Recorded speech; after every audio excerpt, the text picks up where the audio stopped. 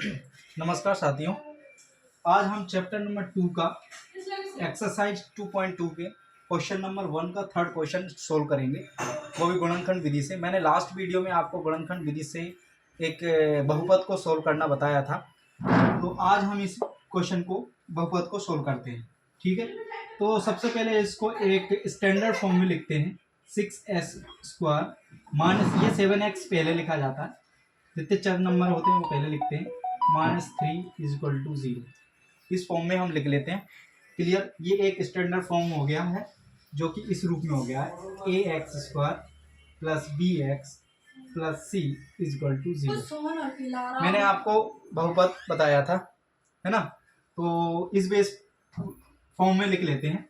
तो इसमें हमको मालूम है a = 6 है, b = -7 और c = -3। क्लियर, अब इसको देखते हैं हम कि मैंने आपको सबसे पहले बताया था कि 6 × 3 फर्स्ट और लास्ट का इंटू करते हैं हम, मीन्स 6 × 3 हमारे पास आता है 18 और 18 को हम 9 × 2 में विखंडन कर लेते हैं। 9 × 2 में क्यों किया है? क्योंकि 9 में से 2 माइनस करेंगे तो 7 आए, इसलिए हमने इस फॉर्म में किया है। हमें ऐसे मतलब फॉर्म में लिखना पड़ता है कि या तो प्लस करने पर या तो माइनस करने पर जो बीच का टर्म आ जाए, तो इस फॉर्म में हमको करना पड़ता है। तो 6x², इसको -9x + 2x - 3, ओके, इस तरह से हम इसको लिख सकते हैं। मतलब -7x को हम -9x + 2x के फॉर्म में लिख सकते हैं। क्यों? क्योंकि इन दोनों को अगर हम माइनस करने पर, दोनों माइनस करेंगे तो क्या आएगा? -7x ही आएगा। इस रूप में इसको हम इस तरह से तोड़ के लिख सकते हैं। ओके, देन हम इन दोनों में कॉमन देखेंगे। कॉमन कैसे पता करेंगे कि ये 6 हमें मालूम है 2 × 3 होता है और 9 हमको मालूम है 3 × 3 होता है। क्लियर, तो इसमें 3 है और इसमें भी x है, दोनों में x, मतलब 3x कॉमन आ गया।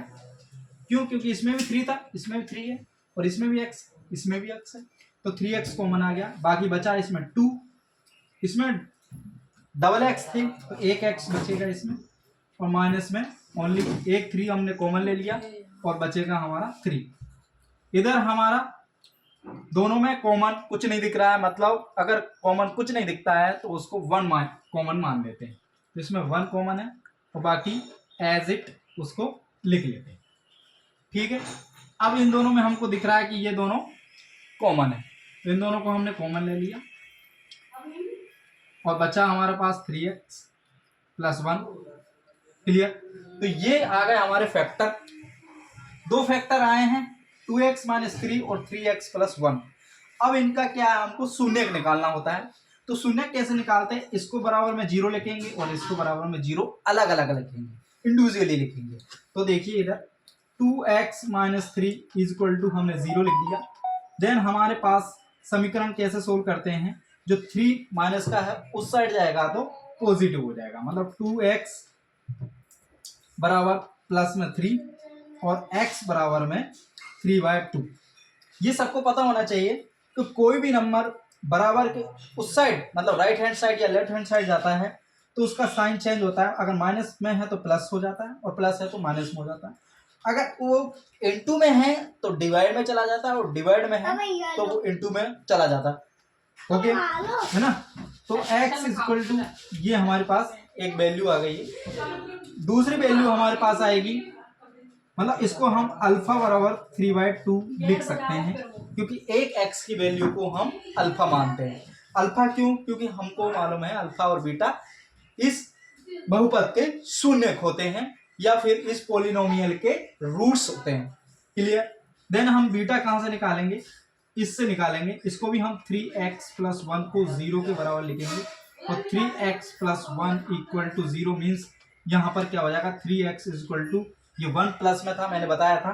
अब वो उस साइड जाएगा, मीन्स इस बराबर के उस साइड, इक्वल के उस साइड जाएगा तो माइनस में 1 आएगा। और यहाँ पर मैंने फिर बताया था कि अगर ये इनटू में है तो ये इधर जाके माइनस डिवाइड में चला जाएगा। तो दूसरा वैल्यू आएगी x = -1/3। तो इसको हम बीटा के रूप में मान सकते हैं। क्लियर? हमारे पास दो शून्य निकल गए, मीन्स हमारे पास दो रूट्स निकल गए, रूट्स ऑफ इक्वेशन आ गए हैं, और वो है अल्फा और बीटा। अल्फा है 3/2 और बीटा है -1/3। क्लियर? ये तो हमको सोल्व करना आ गया है। अब हम क्या करेंगे, इसमें एक चीज बेस्ट होती है कि हमको इन शून्यकों को या फिर रूट्स को हम सत्यापित या वेरीफाई करते हैं।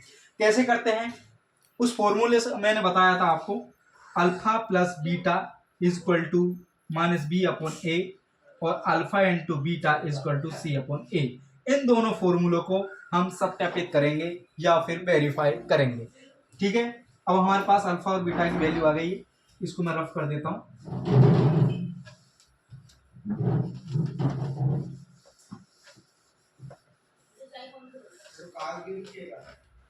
इक्वेशन थी हमारे पास 6x² - 7x और -3, ये हमारे पास इक्वेशन थी, जिसमें a बराबर है 6, b बराबर है -7 और c बराबर है -3। क्लियर? अब हम फॉर्मूला रखते हैं, alpha plus beta is equal to -b/a। तो मैंने बताया था ये होता LHS साइड और ये होता RHS साइड। क्लियर? तो अगर इन दोनों को हम बराबर कर देते हैं LHS और RHS, तो हमारा प्रूफ हो जाएगा या सत्यापित हो जाएगा। तो LHS पहले लेते हैं। LHS में हमारे पास क्या है, अल्फा प्लस बीटा है। तो अल्फा प्लस बीटा मतलब अल्फा है हमारे पास 3/2 और बीटा है हमारे पास -1/3।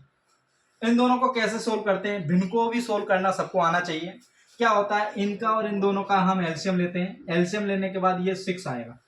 एलसीएम सबको लेना आना चाहिए, जो कि चैप्टर 1 में है। ठीक है? तो एलसीएम कैसे लेते हैं? 2 और 3 का एलसीएम हमारे पास 6 आया। अब क्या करेंगे, 2 से हम डिवाइड 6 में करेंगे तो कितनी बार जाएगा, 3 बार, और जितना आता है उसका मल्टीप्लाई कर देते हैं ऊपर के नंबर पे। तो 3 × 3 दैट इज 9, और यहां से अब इसमें से जो नीचे नंबर से हम डिवाइड करेंगे 6 में तो 2 बार गया, और 2 का मल्टीप्लाई किया हमने 1 में तो 2 आएगा, और बीच में माइनस साइन है तो 2 आ जाएगा। क्लियर? तो 9 - 2 दैट इज 7/6। ओके, LHS में हमारे पास 7/6 आ गया। देन हमारे पास RHS में वैल्यू है -b/a। -b/a मतलब माइनस रखा, और b की वैल्यू क्या है, -7 रखी, और a की वैल्यू क्या है, यहाँ पर a है, a की वैल्यू 6 है। तो दैट इज हमारे पास माइनस प्लस हो जाएगा 7/6, मतलब दोनों की वैल्यू हमारे पास 7/6 आई है। तो इसका मतलब हुआ LHS is equal to RHS। ये हमारे पास एक प्रूव हो गया, मतलब एक फॉर्मूले के अनुसार, मतलब शून्यकों का योग प्रूव हो गया। क्या प्रूव हुआ? शून्यकों का योग को सत्यापित कर दिया है। अब शून्यकों का गुणांक को हम प्रूव करेंगे। ठीक है? तो शून्यकों का गुणांक का फॉर्मूला होता है alpha into beta that is equal to c/a। तो अल्फा इंटू बीटा, अल्फा की वैल्यू हमारे पास कितनी है हमें मालूम, अल्फा की वैल्यू हमारे पास आई थी 3/2 और बीटा की वैल्यू आई थी -1/3। क्लियर?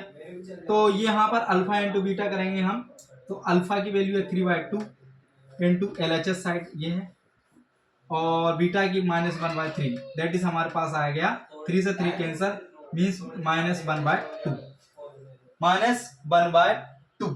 क्लियर? ये LHS आ गया। देन RHS की वैल्यू हम देखेंगे c/a। c मतलब हमारे पास -3 है, और a की वैल्यू हमारे पास 6 है। क्लियर? तो यहाँ पर भी 3 1 जा 3, 3 2 जा 6, मतलब 1/2 ही आएगा।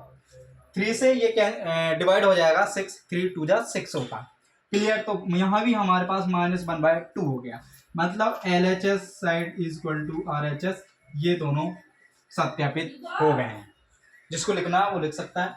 ओके, इस तरह से दोनों को बहुत ही शांति से अच्छे से करना है। बहुत ही सिंपल तरीके से मैंने आपको समझाया। मैं आशा करता हूँ कि आप लोगों को समझ में आया होगा। धन्यवाद।